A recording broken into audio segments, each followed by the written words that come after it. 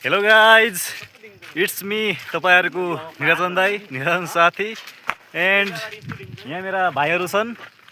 यता भाइ उमेश महतो, रकेट भाइ भनेर चिनिन्छ। यता हाम्रो पवन गिरी भाइ, हाम्रो हुनेवाला प्रधानमन्त्री। यता हाम्रो प्रथमज्यू सभी सचिव, हाम्रो ऊ भाइ चाहिँ मेरो हुनेवाला पछिको ड्राइभर। हामी अहिले चाहिँ यहाँ रमिते डाँडा आएका छौँ। यहाँ देख्न सक्नुहुन्छ तपाईँहरू, त्यहाँ बोर्ड छ रमिते डाँडाको। भिडियोमा देखिएको देखिएन। कति बजी आएको हामी? म सबै कुरा भन्दैछु बिस्तारै बिस्तारै, अलिकति नआत्तिए कति नआत्तियो न। यो चाहिँ हामी यहाँ झन्डा डाँडामा उभिरहेको छौँ। यहाँदेखि एकदम राम्रो सिनेरी, तपाईँहरूले झन्डा पनि यहाँ छ, झन्डा पनि यहाँ छ, हेर्नु होला। यहाँदेखि कस्तो दामी सिन देखिन्छ। यहाँदेखि तलको पुरा दमक यति यहाँ देखिन्छ। तपाईँले हुसिल गर्दाखेरि खासै केही देखिएको छैन। अलिकति फ्रेस भएपछि हामी तपाईँलाई देखाउनेछौँ।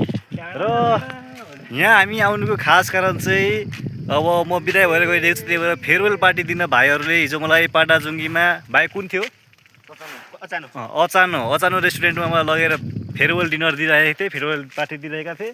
त्यसपछि हामीले अचानकै रमिते जाने प्लान गऱ्यौँ र करिब 11 बजीतिर पवन भाइ गएर उमेश भाइलाई उठाएर ढोकाएर उठाएर उमेश भाइलाई पनि लिएर आयो। त्यसपछि हामी करिब यहाँनिर 12 कि 12:30 बजीतिर हामी यहाँ सायद आइपुग्यौँ रमिते। त्यसपछि यहाँदेखि हामी थोरै माथि डाँडातिर एकछिन पुगेर आएका थियौँ र फर्केर यहीँनिरको लजमा हामी बस्यौँ। रातभरि जोस रमाइलो गऱ्यौँ। 3-3:30 बजीतिर मात्रै हामी सुत्यौँ होला। तास खेल्यौँ। भाइहरूले मलाई कल ब्रेक खेल्न पनि सिकाए र सिकेँ पनि र रमाइलो पनि भयो।